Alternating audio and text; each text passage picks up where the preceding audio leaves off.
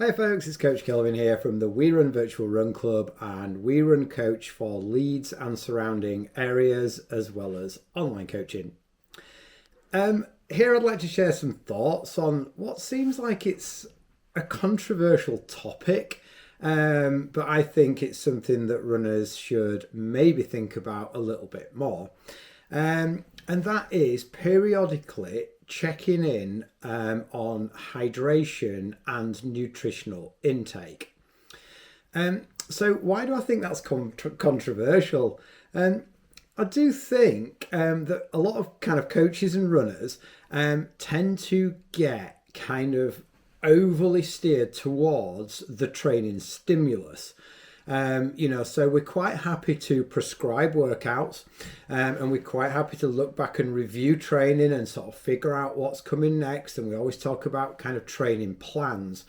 And as soon as someone mentions tracking nutrition, it's almost like a taboo subject. It's like, oh, well, maybe we've got to check in to see if that person has a healthy relationship with food and all of those things, which I completely agree with, but we're quite often, quite happy rather to give someone a training plan without really considering if someone has a healthy relationship with exercise.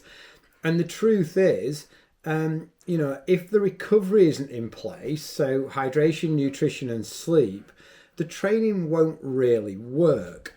And something that I heard on a podcast a couple of weeks ago, it was from David and Megan Roach, the Happy Runner folks, who are absolutely fantastic coaches. And they said, if you're not doing the work in the kitchen, don't do the work on the trails and the roads. So in other words, if you're not getting your nutrition right, the training stimulus of the actual running isn't going to work.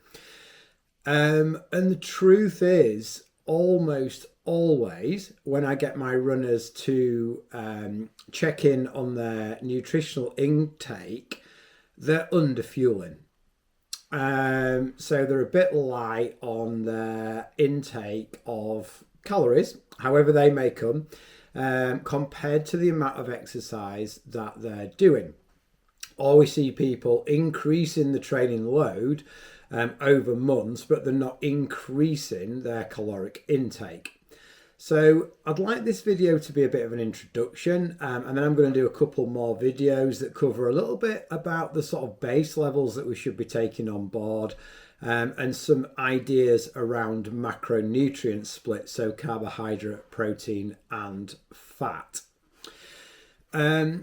So I'd kind of just like to share some ideas now about periodically, and not all the time. I'm definitely not that sort of person who encourages people to track their nutrition all the time, but maybe for just a few days every 6 months, it's worth checking in on your intake. And I actually encourage people to do that through probably just writing it down. So just writing down what you eat in a day, Googling how much protein, fat and carbohydrate is in that and how many calories are in that, and finding a total. So you can do that in a diary, you could do it on a spreadsheet, and you can use apps like MyFitnessPal.